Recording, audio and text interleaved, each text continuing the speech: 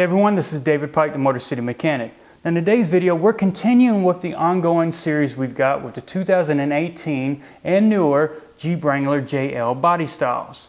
This particular video, I'm going to show you how to remove the grille in order to remove and replace the headlamp assembly, as well as how to adjust it.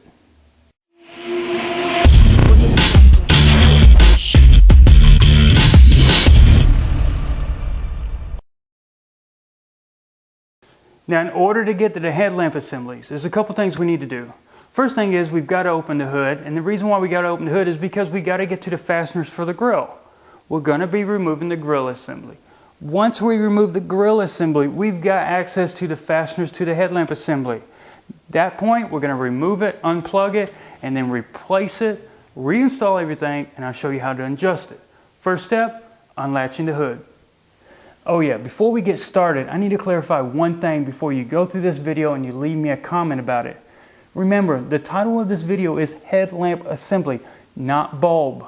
I know there's a different procedure for the bulb. We're talking about the complete headlamp assembly.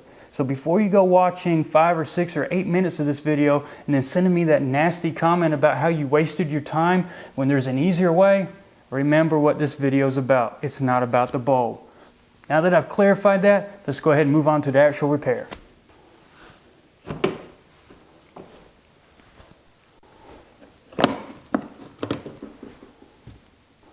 So now we can lift up the hood, use the hood prop,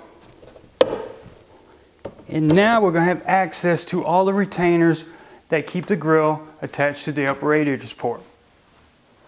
Now there are a total of 6 plastic reusable fasteners along the upper edge of the grille that attach it to the radiator support. Now the retainer is a 2-piece design. We've got an inner and an outer portion. The way it works is the outer portion is slid through the hole for the grille and the radiator support, and the shaft of that outer portion is slightly smaller than the hole it goes through. Now once we slide the inner portion in, it spreads the body of the lower portion out. At that point, it mushrooms it to the point where it doesn't want to release, and it tightens down and fastens everything in place. Now to release it, we've got to lift up on the center portion. Now you can lift up all the way and completely remove it, or you can lift up until you feel that there's a stopping point. You lift up, once you feel it, you can stop, and then you can pry up on the lower portion. But nonetheless, there's multiple ways to remove these things. Now, if the fasteners have been on there for a long time, there's going to be dust and dirt that's gotten into the bore of them, and it's going to make it kind of difficult to remove. And the last thing you want to do is break them off and then have to find some replacements. So what kind of helps is to spray some WD-40 on it. It helps to remove it, and it certainly helps to reinstall them. Just give it a quick spray and let it soak in. So at that point, you can get your metal trim stick, lift up on the center portion. At that point, you can work on prying the lower portion off. So all you got to do is keep repeating the same procedure until you've got all 6 plastic retainers removed. Now, one of the main differences between this body style and the previous body styles is the fact that we no longer have a park or running light mounted inside the grille. So we're not dealing with electrical connector. That's one thing we don't have to take loose on this particular model. So we've got the retainers along the top, and we've got some metal snaps along the bottom edge. All that electrical and that lamp assembly got moved over to the fender. So we're going to start by pulling up on the upper portion and leaning it outward. As we lean it outward, we're going to work around the perimeter. We've got a metal snap located in this basic position right here, and the same thing on the opposite side. And then along the bottom, we've got multiples. So as we start releasing the top, it'll start making it easier and easier to get around the perimeter to release everything else. So grab that upper edge and start tilting it towards the front of the vehicle. So start from either side. Put your hand on the back side of the grille and start pulling outward. And work your way down the line. And just keep working it down the line until you've got that last metal snap released. Now on the back side of the grille, I want to show you where those metal snaps are. They're located here and on the opposite side as well, and then along the bottom edge. That's what you're releasing. That's what you're also lining back up when you go back with it. Now those metal snaps on the back of the grille, They're inserted into these slots cut into the sheet metal right here along the bottom edge. Like I mentioned before, we've got one over here and one on the opposite side. So when you're going back with the grill, you're going to kind of position it, wiggle it, and you're going to start feeling those metal tangs or snaps actually line up with the cuts. Once they're lined up, you can give it a gentle tap or push, and they should start seating all the way around the perimeter. Now with the grill out of the way, we've got access to the headlamp assembly and the 3 10mm bolts that are located around the perimeter that we've got to take off. That's the next step. So grab your 10mm either on a ratchet or cordless tool and back them all the way off.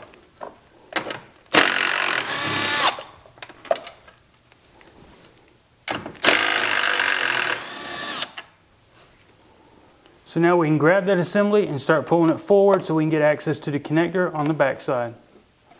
Now before I start fighting with the connector, while I've got the headlamp assembly loose, I want to put something like a fender cover, blanket, or towel around any of the sharp metal objects around here, because I'm probably going to be tilting the headlamp assembly so I can get to the back side. And the last thing I want to do is scratch the plastic housing if we're reusing this one. And same thing if we're going back with a new one and I do the same procedure, I don't want to damage it. Now the connector has a single stage lock. There's nothing I need to slide over or nothing I need to lift up on in order to get to the secondary lock. So all I've got to do is squeeze in and wiggle it off. Now if that connector unplugged, there's nothing left keeping the headlamp assembly in place. Just grab it and pull it out of the way. And when you've got your replacement housing, go ahead and grab your connector, slide it down, lock it in place, and make sure you hear that audible click.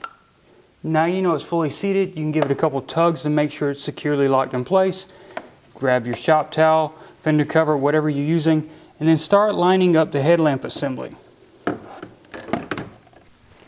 if you look real close when you're going back to the headlamp assembly, you'll see that there's the bolt hole for the 10mm and there's an adjacent hole.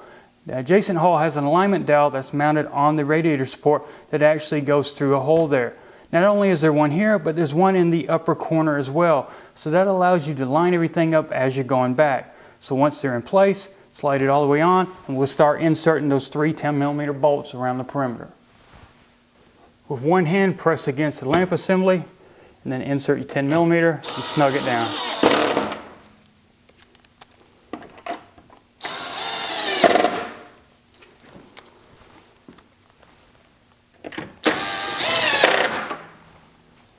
And now that we've got that headlamp assembly bolted in place, it's time to reinstall the front grille. Start lining it up. And you'll start noticing as you're putting it up there, you can feel it actually lining itself up. It's pretty cut and dry. It knows where it needs to be.